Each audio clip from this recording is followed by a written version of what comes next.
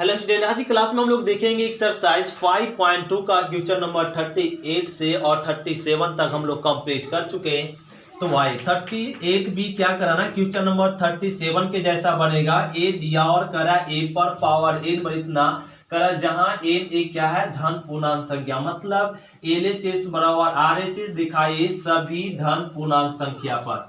तो सभी धन पूर्णांक संख्या पे कहा जा रहा है एलएचएस बराबर आर दिखाने के लिए। इसमें हम लोग क्या समझते हैं, पहले मान लेते पी एन सच दैट, क्या ना, पी एन सच दैट जो दिया हुआ ए पर पावर एन बराबर में 1 प्लस में 2n माइनस में 4n एन और 1 माइनस में 2n।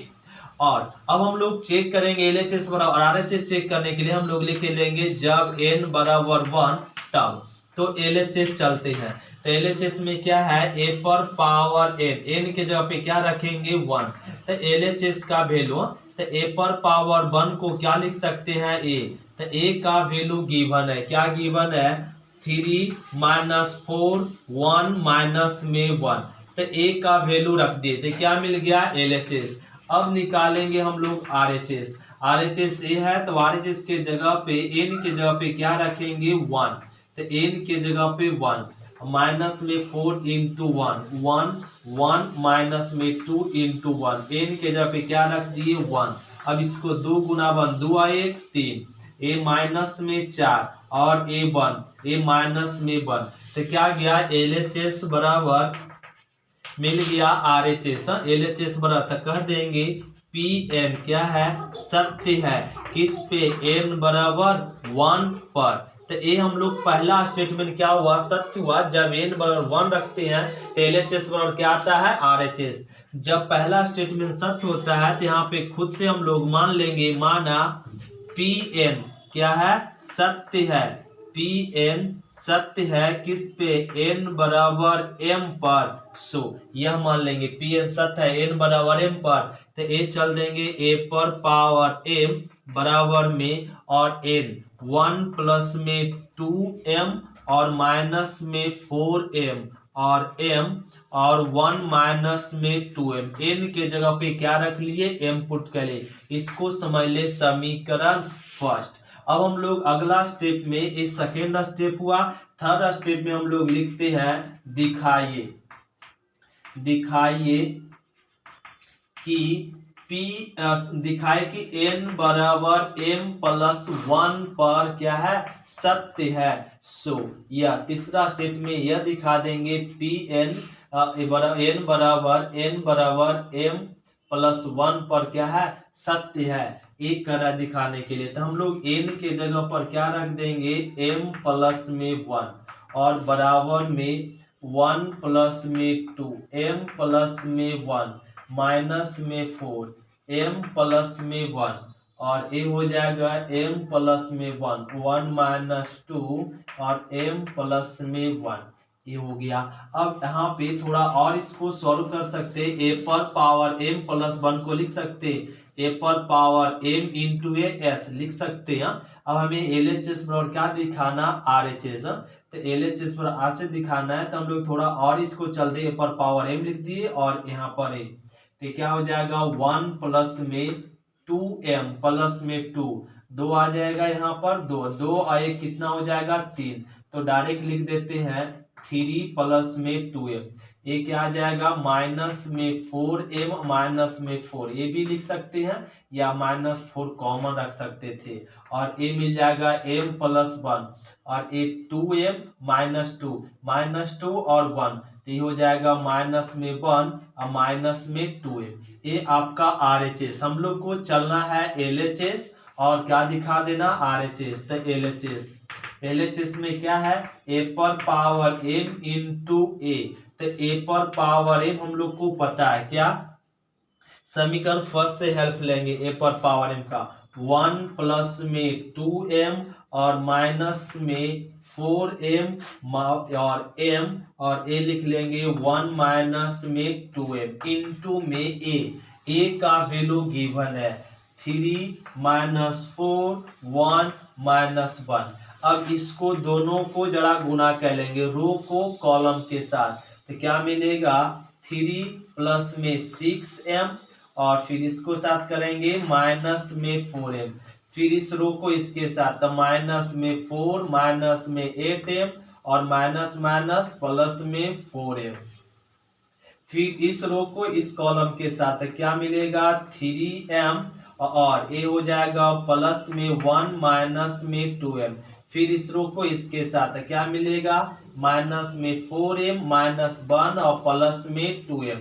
जरा अब इसको जोड़ लेंगे तो क्या मिल जाएगा 3 और इसको घटाएंगे तब प्लस में 2m और ये माइनस में 4 और ये घटा लेंगे तो माइनस में 4m और एक घटा ले तो 2m प्लस में 1 बच जाएगा और यहाँ पर बच जाएगा माइनस में 2m माइनस में 1।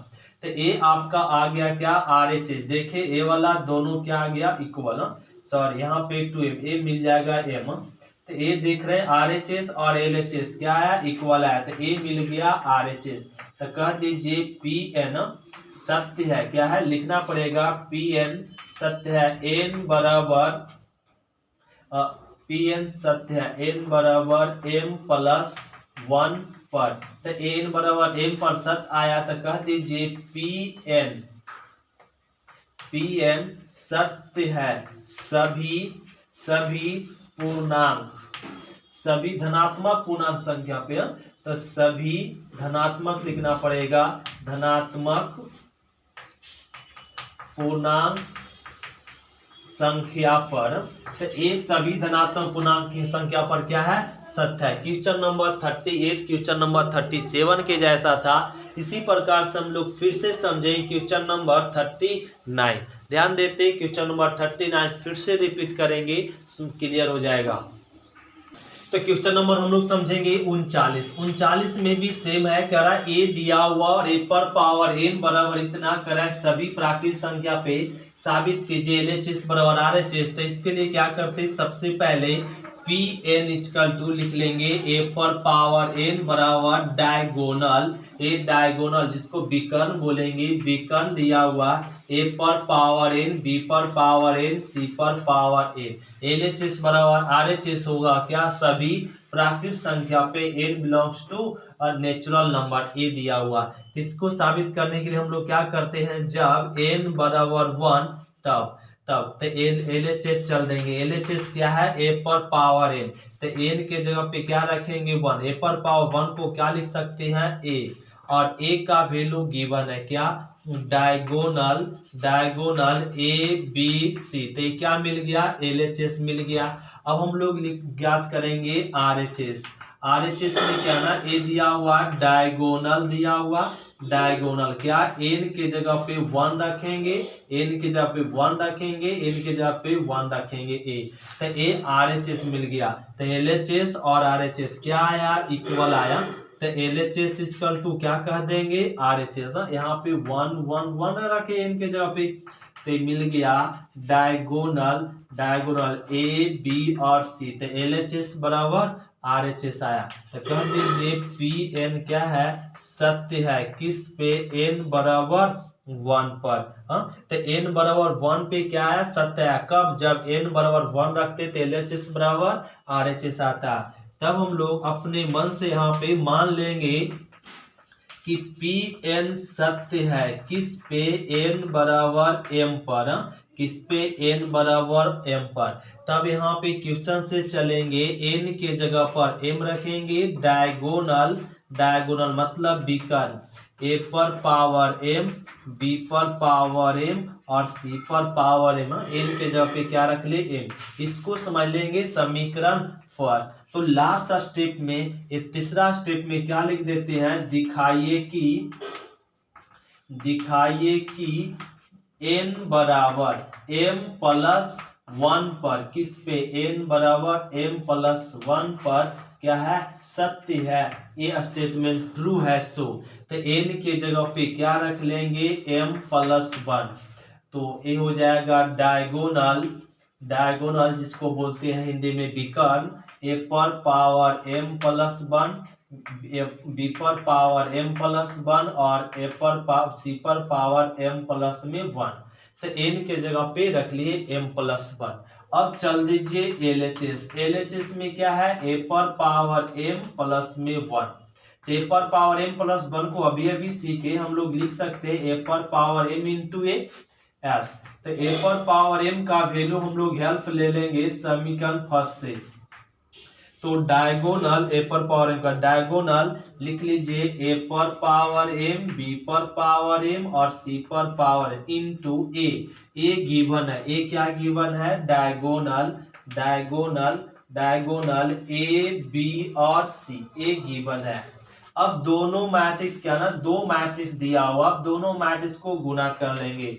तो हम लोग आगे लेक्चर में, आगे के क्लास में हम लोग समझ चुके हैं कि दो मैट्रिक्स में अगर डायगोनल दिया हो तो डायगोनल कैसे मल्टीप्लिकेशन करते हैं, डायगोनल इंटू डायगोनल हो जाएगा।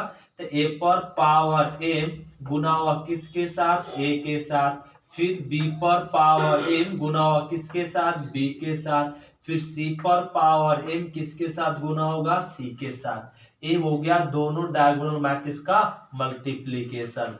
तो ए लिख लेंगे डायगोनल और a पर पावर m और a पर पावर 1, तो दोनों का बेस सेम है तो पावर क्या होता है, जुड़ता है। ये सभी जान रहे हैं। यहाँ भी पावर क्या करेंगे, जोड़ देंगे, यहाँ भी पावर जोड़ देंगे। क्यों, क्योंकि दोनों का बेस क्या है, सेम है। तो ए क्या आ गया, LHS। तो ए LHS चले क्या आ गया, RHS। ए मिल गया RHS। तो कह दीजिए Pn सत्य है किस पे, n बराबर 1 पे। तो कह दीजिए Pn क्या है, सत्य है, सत्य है n सभी प्राकृत संख्या पे। सो लिख दीजिए सभी प्राकृत संख्या पर। ये हो गया आंसर। तो यही तो करा था क्वेश्चन नंबर 39। अब हम लोग समझेंगे क्वेश्चन नंबर 40, 40। इसी प्रकार से क्वेश्चन नंबर 40 भी 4 स्टेप में हम लोग बनाएंगे। तो अब देखते, ध्यान देते हैं क्वेश्चन नंबर 40। तो क्वेश्चन नंबर हम लोग समझेंगे 40। 40 में क्या करना, ये दिया हुआ और कराना कि गणितीय आगमन सिद्धांत से साबित करे कि LHS बराबर RHS प्रत्येक प्राकृत संख्या n के लिए, मतलब सभी प्राकृत संख्या पे साबित करना LHS बराबर क्या, RHS। तो उस कंडीशन में अभी अभी हम लोग सभी क्वेश्चन एक ही जैसा हम लोग बनाएंगे। Pn सच दैट लिख लेंगे a पर power n equal to cos n alpha sine n alpha minus में साइन n अल्फा और cos n अल्फा, यह मान लिए। और इतना अब करा LHS बराबर RHS साबित करना है। तो हम लोग यहाँ पे लिख लेंगे जब n बराबर 1 तब LHS बराबर क्या लेते हैं, सॉरी n बराबर 1 लेते हैं। तो LHS में रखिए, LHS में क्या है, a पर पावर n के जगह पे 1 रखेंगे तो क्या मिलेगा, a। तो a का वैल्यू क्या होता है ना, a बराबर गिवन है क्या, कॉस अल्फा साइन अल्फा, नहीं, और फिर माइनस में साइन अल्फा और एक कॉस अल्फा। तो LHS का वैल्यू हम लोग प्राप्त कर ले। अब निकालते हैं RHS। RHS यह है, तो n के जगह पे 1 रखेंगे तो क्या हो जाएगा, कॉस अल्फा, n के जब 1 रखेंगे तो अल्फा ही आएगा, और यहाँ पे भी साइन अल्फा माइनस में n के जब 1 रखेंगे तो साइन अल्फा, n के जब 1 रखेंगे तो क्या आएगा, कॉस अल्फा। तो n का वैल्यू RHS में रखते हैं तो ये आता है। तो LHS और RHS क्या आ गया, इक्वल। तो कह दीजिए LHS बराबर RHS। तो LHS बराबर RHS आता है तो कहना पड़ेगा Pn सत्य है किस पे, n बराबर 1 पर। तो n बराबर 1 पे सत्य है तो यहाँ पे मानना पड़ेगा कि Pn सत्य है किस पे, n बराबर m पर। एक खुद से मानना पड़ेगा। तो अब n के जगह पे हम लोग क्या पुट कर लेंगे, m। तो n के जगह पे क्या पुट कर लेते, m। तो ये क्या हो जाएगा, cos m अल्फा और साइन m अल्फा, n के जगह पर m रखते हैं, माइनस में साइन m अल्फा और ए हो जाएगा cos m अल्फा। तो n के जब, इसको समझ ले समीकरण फर्स्ट। अब चलते हैं हम लोग क्या ना RHS से, सॉरी अब ए चल देंगे। अब यहाँ पे मान लिख कर देंगे अगला स्टेप कि दिखाइए कि n बराबर m प्लस 1 पर किस पे, n बराबर m+1 पर क्या है, सत्य है यह स्टेटमेंट। कौन, जो गिवन है। तो n के जगह पर क्या पुट करेंगे, m+1 बराबर में a पुट करना पड़ेगा m+1 अल्फा, और ये हो जाएगा साइन n के जगह पर m+1 अल्फा, और a माइनस में साइन m+1 अल्फा, और ये हो जाएगा कॉस m+1 अल्फा। तो n के जगह पे क्या रख लिए, m+1। अब हम लोग चल देंगे LHS। तो LHS में क्या दिया हुआ, a पर पावर m+1। तो a पर पावर m+1 को लिख लेंगे a पर पावर m इंटू a। अब a का वैल्यू पुट कर लीजिए, a पर पावर m का वैल्यू समीकरण किससे, फर्स्ट से। तो क्या है, कॉस m अल्फा और साइन m अल्फा, माइनस में साइन m अल्फा और कॉस अल्फा, LHS यहाँ पर a पर पावर m का वैल्यू। अब a का वैल्यू यहाँ गिवन है, क्या गिवन है value, cos alpha sine alpha, minus में साइन अल्फा और कॉस अल्फा ए है। अब इसको गुना कर लेंगे तो RHS अगर आ गया तो कह देंगे यह स्टेटमेंट क्या है, ट्रू है। और ट्रू है किस, कौन सा, सभी प्राकृत संख्या के लिए। तो यह तो हम लोग अब यहाँ पे गुना करेंगे, तो इसको ना गुना करते हैं, ध्यान देंगे इसका गुना। तो अब गुना करते हैं, ध्यान देंगे इस रो को किसके साथ, इस कॉलम के साथ। तो पहला रो तो क्या हो जाएगा, कॉस m अल्फा इंटू में कॉस अल्फा, फिर माइनस में साइन m अल्फा इंटू में साइन अल्फा। ध्यान से इसको समझना पड़ेगा, इस रो को इस कॉलम के साथ, फिर इस रो को इस कॉलम के साथ करेंगे। तो cos m alpha sine alpha plus में साइन m अल्फा और कॉस अल्फा, ये हो गया। फिर अब दूसरा रो को पहला कॉलम के साथ, तो क्या आ जाएगा, माइनस में साइन m अल्फा इंटू में कॉस अल्फा, और माइनस में ही माइनस में कॉस अल्फा और कॉस m अल्फा है, तो कॉस m अल्फा और ये मिल जाएगा कॉस m अल्फा इंटू में साइन अल्फा।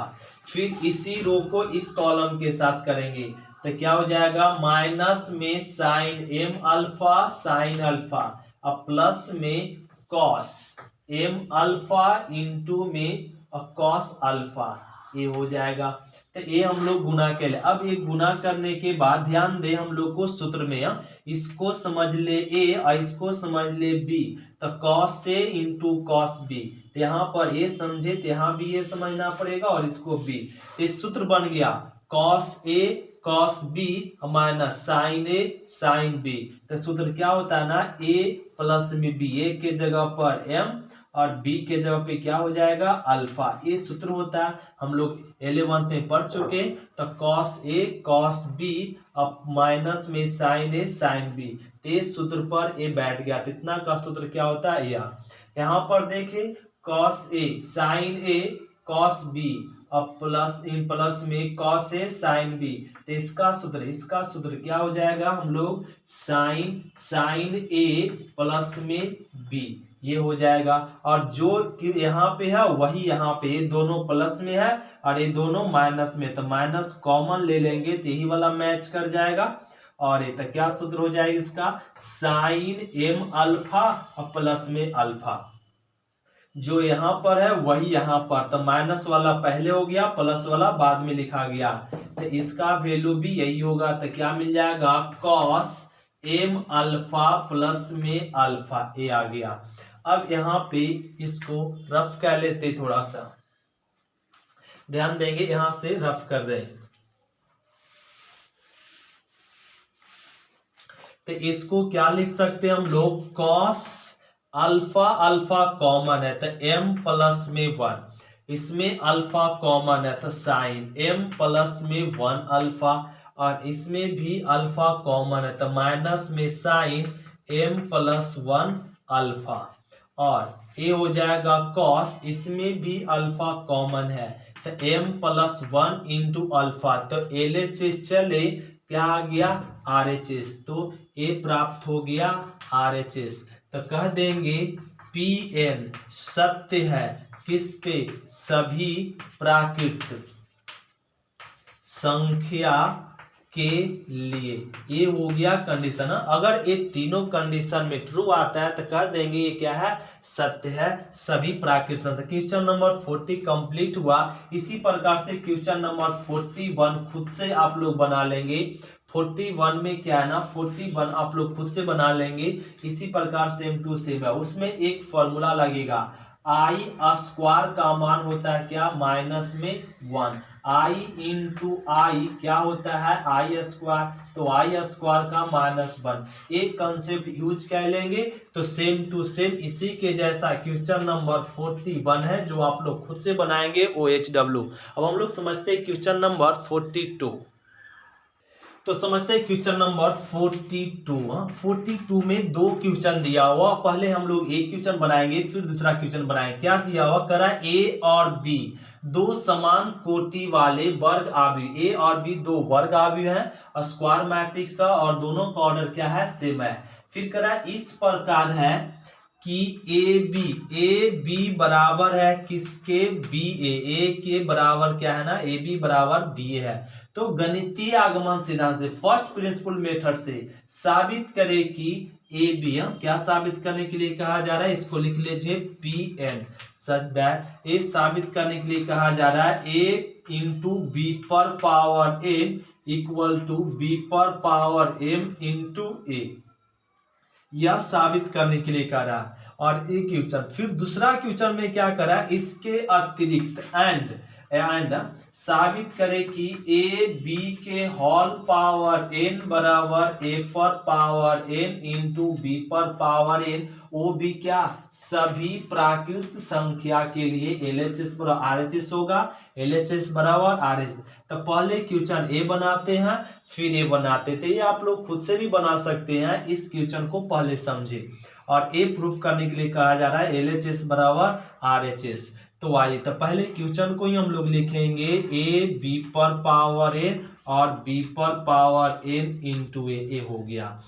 अब लिखेंगे जब n बराबर 1 तब, तो हम लोग लिखेंगे जब n बराबर 1 तब। तो आ जाओ, तो यहाँ पर वैल्यू रख देते हैं n के जगह पे क्या 1, और यहाँ भी रखते हैं n के जगह पर क्या 1, a रख देते हैं। तो a b पर पावर 1, a इंटू बी पर पावर 1 मतलब b पर पावर, इसको क्या लिख सकते हैं, b इंटू ए ही लिख सकते हैं।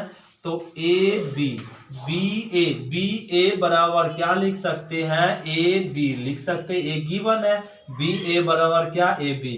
तो ये दोनों वैल्यू क्या आया, बराबर आया। तो LHS बराबर क्या आ गया, RHS। तो कह दीजिए Pn क्या है, सत्य है किस पे, n बराबर m पर, n बराबर 1 पर सत्य आया। तो अपने से अब मानना पड़ेगा कि Pn क्या है, सत्य है किस पे, n बराबर m पर। तो पहला स्टेटमेंट पे यह कंडीशन क्या हुआ, ट्रू हुआ, LHS बराबर RHS। कब, जब n बराबर 1 रखते हैं तब। तो उसके बाद हम लोग मान लेते हैं Pn बराबर m। तो n बराबर m पर भी क्या है, सत्य है, खुद से मान लिए। अब चल दो यहाँ पे क्वेश्चन से n के जगह पर क्या पुट कर लेंगे, अब m।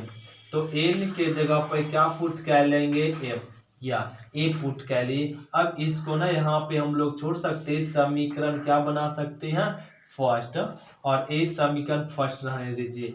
आइए अब हम लोग यहाँ पे लिख देंगे दिखाइए कि दिखाए कि n बराबर m+1 पर क्या है, सत्य है, यह साबित करके दिखाना है।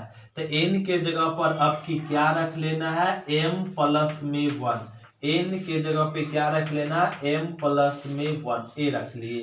तो क्या इसको लिख सकते हैं ऐसे, तब b पर पावर m इंटू में bs लिख सकते हैं। तो a लिख सकते हैं, यहाँ पर इसको वैसे रहने दीजिए, या b इंटू, और यहाँ पे हम लोग तो ए आ गया था। अब यहाँ पे इसको रहने दीजिए। अब यहाँ पे करा LHS बराबर आचे साबित कीजिए, तो LHS चल दीजिए। LHS में क्या है, ए बी पर पावर m प्लस 1 है, तो क्या इसको लिख सकते हैं a इंटू बी पर पावर m इंटू बी एस लिख सकते हैं। और ए अभी अभी हम लोग समीकरण फर्स्ट से ले सकते हैं हेल्प, a इंटू बी पर पावर m समीकरण फर्स्ट, a इंटू बी पर पावर m क्या लिख सकते हैं, बी पर पावर m, बी पर पावर m इंटू ए लिख सकते हैं इंटू में b।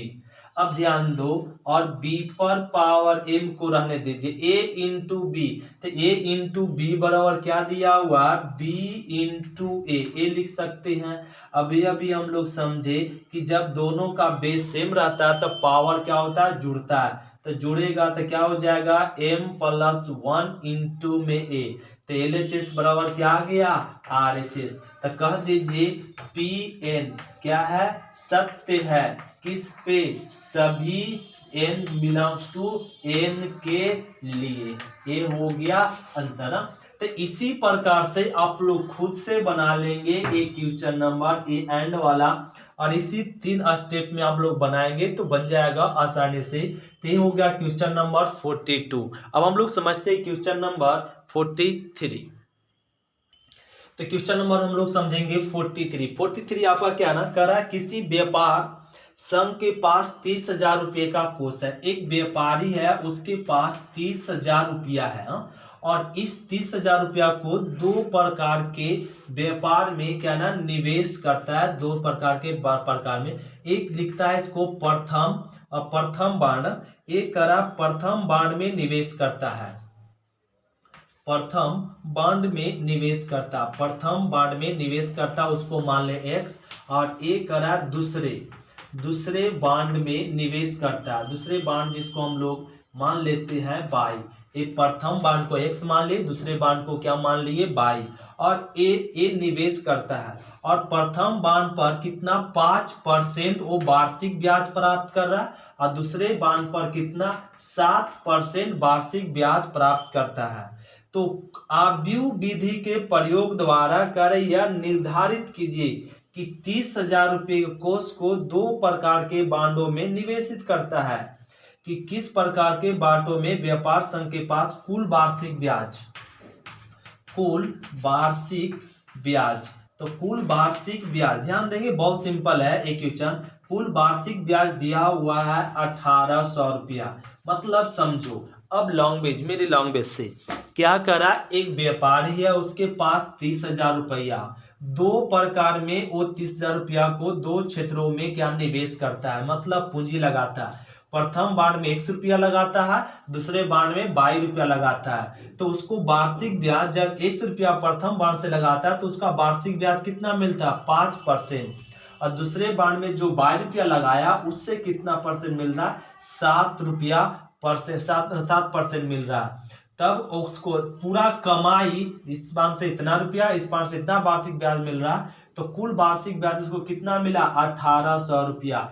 तब बताइए कि प्रथम बांड में कितना रुपया लगाया और दूसरे बांड में कितना रुपया निवेश किया होगा, वो पूछ रहा है। तो उसको पूछने के लिए तो हम लोग यहाँ पे 5% को क्या इस तरह से लिख सकते, या 5% को ऐसे भी लिख सकते 5/100, 7% को ऐसे भी लिख सकते क्या, 7/100। ये हो गया। अब आव्यूह विधि से कर रहा है तो हम लोग को क्वेश्चन साफ पता हो गया कि x प्लस में y, प्रथम बांड और दूसरे बांड के अगर रुपया को निवेश को जोड़ेंगे तो उसके पास कितना रुपया था, 30,000 रुपया ही था। तो ये हम लोग इसको समझ ले समीकरण क्या फर्स्ट। अब यहाँ पे करा आव्यूह विधि से बनाने के लिए तो मान लेंगे प्रथम बांड को क्या ना यहाँ पर x और दूसरे बांड को क्या है 22 रुपया लगाया गया, और इस बांड से निवेश दूसरे, और जो ब्याज प्राप्त हुआ वो कितना प्राप्त हो रहा है, 5% और कितना 7%। उस दोनों को क्या में लिख दे, मैट्रिक्स के रूप में। इतना रुपया का ये आपका इतना रुपया निवेश किया, इतना क्या प्राप्त हुआ, ब्याज प्राप्त हुआ। तो कुल वार्षिक ब्याज, तो कुल वार्षिक ब्याज क्या हो जाएगा, वार्षिक ब्याज। तो कुल वार्षिक ब्याज बराबर हम लोग निकालेंगे तो a इंटू बी आएगा। तो कुल वार्षिक ब्याज कितना प्राप्त हो रहा उसको 1800 रुपया ही ब्याज प्राप्त हो रहा। और a दिया हुआ है x बाई b दिया हुआ है 5/100 और 7/100 और ए है। ध्यान से देखेंगे बड़ा आसान है। अब इसको ना गुना कर लेंगे तो ए आ जाएगा 1800 बराबर में रो को कॉलम के साथ गुना करेंगे तो क्या आ जाएगा 5x बटा में 100 और प्लस में 7x बटा में 7/100 इस रो को इस कॉलम के साथ एक गुना कर लिए। अब एलसीएम लेंगे तो ये 1800 एलसीएम हो जाएगा 100 तो 5x और प्लस में 7/100 को गुना जरा कर लो तो क्या आ जाएगा यहाँ पे a मिल जाएगा, इसमें 2 शून्य और क्या हो जाएगा बढ़ जाएगा तो ये मिल जाएगा 5x 7/, समीकरण a बन गया थर्ड। समीकरण फर्स्ट और समीकरण सेकेंड से हल कर दे तो लिख दे समीकरण फर्स्ट एंड किससे सेकेंड से तो ए लिख दीजिए यहाँ पे फर्स्ट समीकरण पर इसी को लिख दो तो 5x प्लस में 7/, और ए हो जाएगा 18 लाख 10 लाख और सॉरी 1 लाख और 18,80,000 आ गया। तो अब इसको ना इक्वेशन ए सेकेंड है और ए लिख लो इसमें तो x प्लस में y बराबर में ए हो जाएगा 30,000 समीकरण फर्स्ट। अब x y का मान ज्ञात करने के लिए इसमें 1 गुना कर लो और इसमें क्या गुना कर लो 5 तो 1 गुना करेंगे तो क्या ना इसमें 1 गुना पहले कर लेते हैं तो क्या आ जाएगा 5x 7/, बराबर में 18 मतलब 1,80,000 तो 1,80,000 ये हो गया समीकरण सेकेंड। तो इसमें 340 ये हो गया। अब इसमें 5 गुना करेंगे 5x और 5/, और बराबर में 5×5 और ए हो जाएगा 1,50,000 ए समीकरण फर्स्ट। अब इसको जरा घटा लो तो कट जाएगा और एक घटाएंगे तो 2/, और एक घटाएंगे तो क्या मिलेगा और ए आपका मिल जाएगा 4 शून्य 1 2 3 4 1 2 3 और ये हो जाएगा यहाँ पे 4 ये ठीक है ना। यहाँ पे 1 2 0 0 0 0 3 और ये 4 और यहाँ पे 4 और ये आ गया। अब इसको कट कर देंगे तो बाई बराबर क्या मिल जाएगा 15,000 ये आ गया 15,000। अब बाई का मान समीकरण किस में रखने पर फर्स्ट में रखने पर तो फर्स्ट में रखेंगे बाई का मान यहाँ पे 30,000 है तो बाई का मान 15,000 रखेंगे घटेगा तो एक्स का मान क्या आ जाएगा 15,000 ही आएगा तो 15,000 आ जाएगा। ये हो गया एक्स और बाई का वैल्यू। तो इसको नीचे में लिखना पड़ेगा कि प्रथम बांड में 15,000 रुपया निवेश किया और दूसरे बांड में भी कितना निवेश किया 15,000 ही निवेश किया।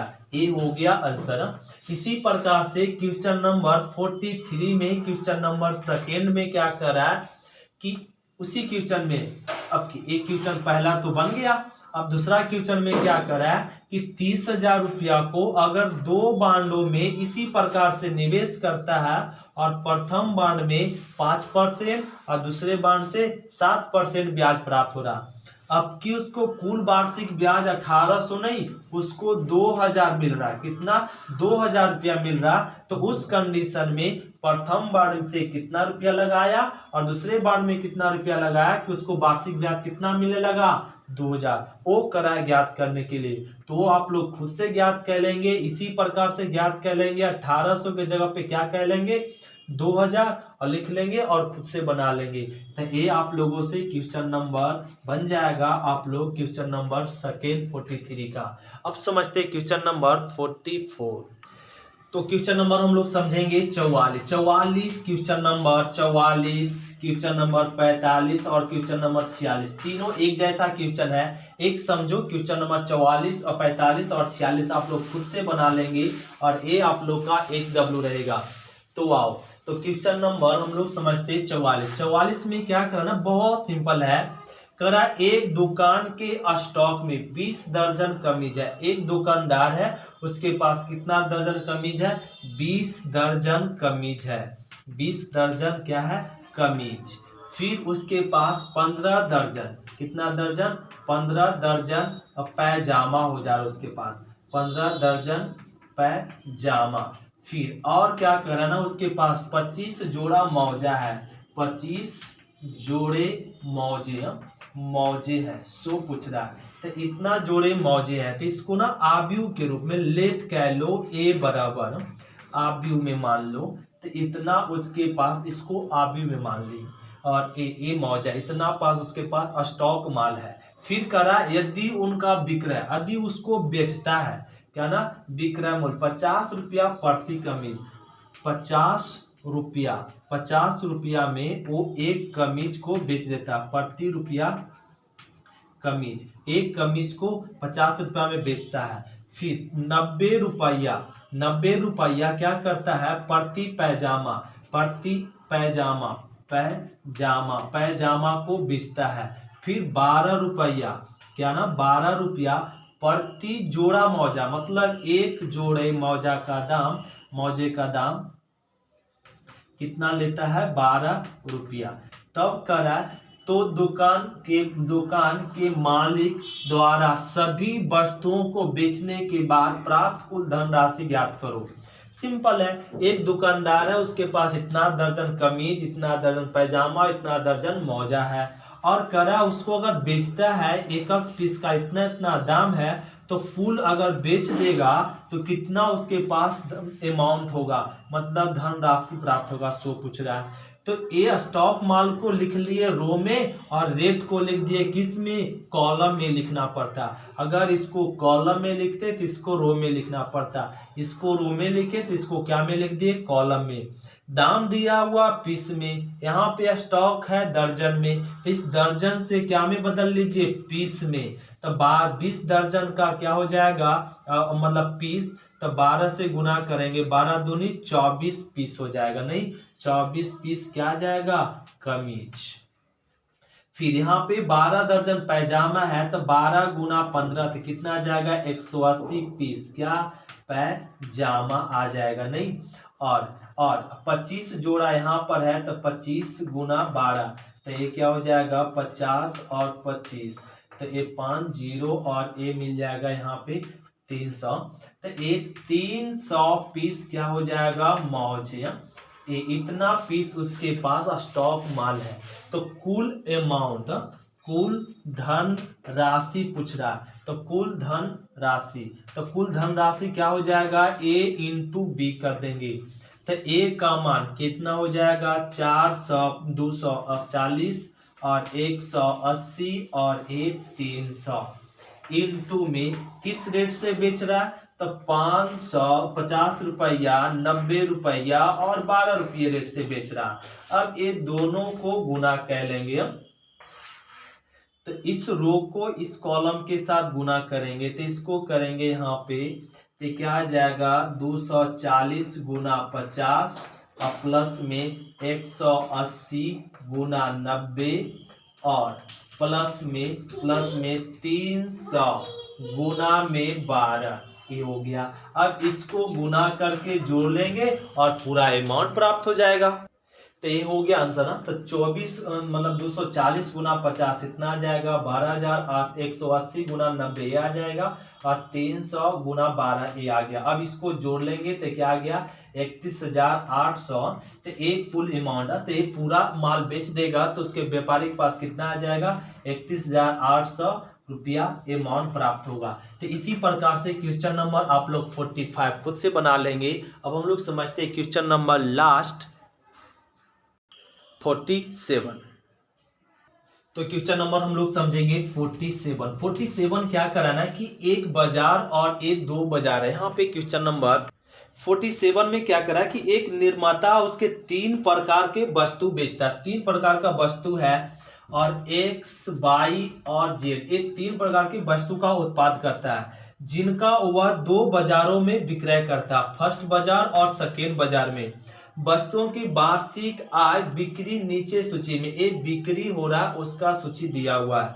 क्या दिया हुआ कि प्रथम बाजार में X प्रकार की वस्तु इतना बिक्री, Y प्रकार की वस्तु कितना बिक्री, Z प्रकार की वस्तु का इतना बिक्री हो रहा है फर्स्ट बाजार में, और दूसरे बाजार में इस प्रकार से बिक्री हो रहा है। तब क्वेश्चन नंबर में कह रहा है कि यदि x y z के इकाई का विक्रय मूल्य, मतलब प्रथम x प्रकार के, y प्रकार के और z प्रकार के वस्तु का विक्रय मूल्य दिया इतना, इतना तथा इतना है, तो आव्यूह की मेथड से, हेल्प की सहायता से प्रत्येक बाजार में कुल राजस्व कितना प्राप्त हो, मतलब हर बाजार से, ये दोनों बाजार से, इस बाजार से कितना रुपया कमा रहा है और इस बाजार से कितना रुपया ब्याज, कितना रुपया कमा रहा है कौन, व्यापारी, सो पूछ रहा है जब इतना माल सेलिंग हो रहा है तो इसको बहुत आसानी से हम लोग क्या लेंगे, इसको मान लेंगे मैट्रिक्स के रूप में।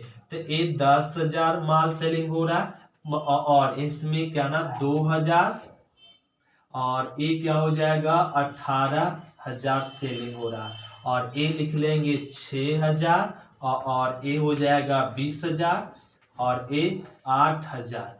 इतना माल क्या ना, इतना माल उत्पाद हो रहा है और प्रथम बाजार में और सेकेंड बाजार में सेलिंग हो रहा है। और अब इसका विक्रय मूल्य दिया हुआ था, रेट को क्या में कॉलम में लिख लीजिए। ये क्या ना 2.5 रुपया हो रहा और ये कितना हो रहा है, वो 1.5 रुपया हो रहा और कितना हो रहा है 1 रुपया हो रहा है, या 1 रुपया बिक्री हो रहा है। तो कुल राजस्व, तो लिख देंगे कुल राजस्व।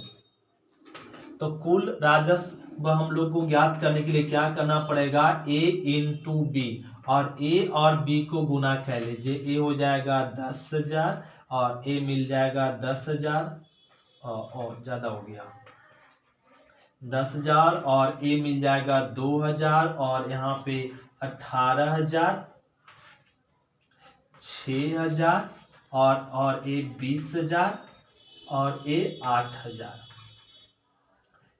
इंटू में, और A इसको लिख सकते हैं 250 और मतलब 250 बटा 10 और 150 बटा 100 और ये आ जाएगा 1 के 1 ही रह जाएगा। अब इस रो को कॉलम में गुना कर लेंगे और जो रिजल्ट आएगा वही क्या हो जाएगा आंसर। तो क्वेश्चन नंबर 47 आप लोग खुद से कह लेंगे, इसको पहला रो को पहला कॉलम के साथ गुना कर लेंगे तो पहले बाजार का कुल राजस्व मिल जाएगा, फिर सेकेंड रो को इस कॉलम के साथ गुना करेंगे, जो आएगा वो दूसरे बाजार का राजस्व मिल जाएगा। तो ये आप लोग खुद से इतना बन जाएगा। तो ये आपका क्वेश्चन नंबर 47 क्या हुआ, समाप्त हुआ। अब मिलेंगे एक्सरसाइज 5.2 आपका समाप्त हुआ। अब मिलेंगे अगले एक्सरसाइज में 5.3 में। थैंक यू स्टूडेंट, शुक्रिया, फिर मिलते हैं अगले क्लास में।